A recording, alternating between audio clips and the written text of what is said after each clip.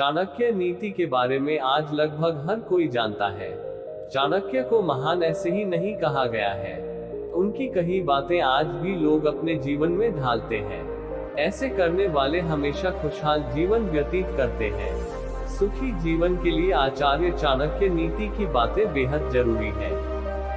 सुखी जीवन के लिए आचार्य चाणक्य नीति की बातें बेहद जरूरी है। आज भागम भाग में हम कई ऐसी बातें भूल जाते हैं जो बेहद जरूरी होती हैं और उनके बिना हम अपनों को न चाहते हुए भी ठेस पहुंचा देते हैं। ऐसे में चाणक्य नीति का अनुसरण करना जरूरी हो जाता है। आचार्य चाणक्य ने अपनी नीति में शादीशुदा जीवन को सुखमय बनाने के लिए भी कई बातें लिखी हैं। कई बार ऐसा होता है कि औरतें अपने पति से संतुष्ट नहीं होती और पति को इस बारे में पता नहीं चल पाता। आइए आपको बताते हैं पत्नियां जब असंतुष्ट होती हैं तो क्या इशारा करती हैं। चाणक्य नीति में महिलाओं के ऐसे इशारों के बारे में बताया गया है जो वे असंतुष्ट होने पर करती हैं। इन इशारों को भांप कर कोई भी पति अपनी पत्नी को संतुष्ट कर सकता है। पत्नी की नाराजगी को दूर करने के लिए चाणक्य नीति की इन बातों का जरूर ध्यान देना चाहिए। बातें कम करे तो समझे। पत्नियों को बातूनी भी कहा जाता है। जब पत्नी बहुत खुश होती है तो अपने पति से बहुत ज्यादा बात करती है। कभी तो पति को कहना पड़ता है कि बस करो, कितना बोल रही हो।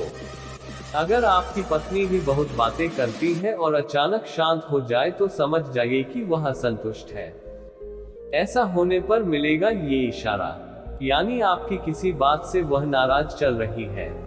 कम बात करना पत्नियों के असंतुष्टि बारे में इशारा करता है। ये संकेत मिलते ही आप अपनी पत्नी से बात करिए और जानिए कि वह किस बात से परेशान है। ऐसा करने से वह बात आपसे शेयर करेगी और फिर पहले की तरह हो जाएगी। हर बात पर गुस्सा करना। ये सब जानते हैं कि पत्नियों के लिए पति कितनी अहमियत रखते हैं। पत्नी अपने पति को कभी नाराज नहीं करना चाहती। ऐसे में अगर पत्नी आपसे झुंझलाने लगे, यानी बात बात पर झगड़ा करे और गुस्सा करे, तो समझ जाइए कि वो किसी न किसी बात को लेकर असंतुष्ट है। इस इशारे को ध्यान में रखकर आपका अगला कदम पत्नी को खुश करने के लिए होना चाहिए।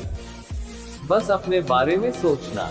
पत्नियों के बारे में कहा गया है कि वे अपने पति के हर जरूरत का ख्याल रखती है।